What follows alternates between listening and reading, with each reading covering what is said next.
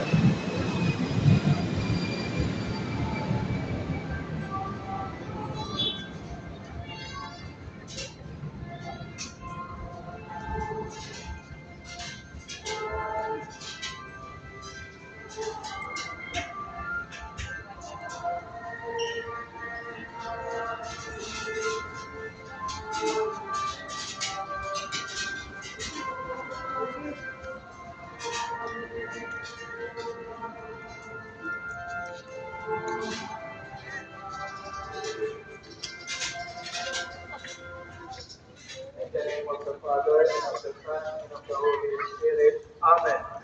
Brothers and sisters, as children of our Blessed Mother, we are gathered before her miraculous picture to honor her and to pray for all her needs.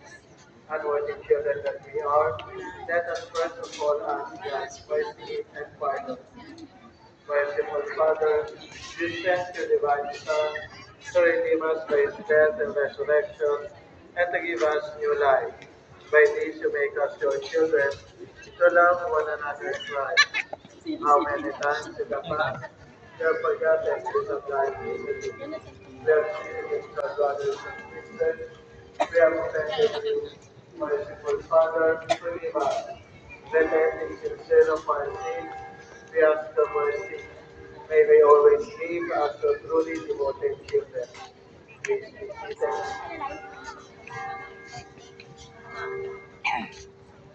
Last week, our Mother of Perpetual Health received letters of petition and thanksgiving. For the letters of petition, we have 4,504. For the letters of thanksgiving, 2,632. Of these, 115 for spiritual favors, 22 for conversion, 69 for peace in the home, 8 for reconciliation, 12 for partner in life, 102 for health and recovery from sickness, 26 for delivered from all dangers, 18 for gift of a child and safe delivery, 30 for financial. Guys, makatutok lang kayo para rin kayo nagsimba. Yan. Punta tayo sa mahal na Santo Niño. Dito tayo humingi ng tawad. Ayan.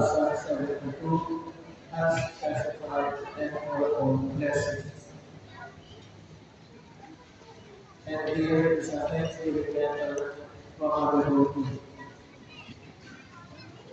Dear Mother of Perpetual Health, Shout out sa lahat ng mga devoted ng throughout the year, indeed, there were ups and Baclaran downs. Church. Yet, as we overtake Ayan. challenges that are Para rin kayong magsimba. our faith grows stronger with every blessing and peace of guidance you provide.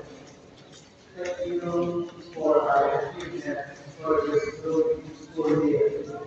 It was unexpected, yet fulfilling. May you continue to be beside our my family, friends, and the rest of my loved ones. I pray you to be blessed to them, and I will forget anything that I have to do with them.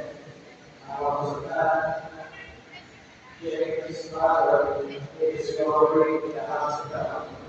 Please continue to make us strong for our work, to take glory, for strengthening our men, through the desire we have to face the hope. My heart is full of gratitude because it has abandoned us in our battle.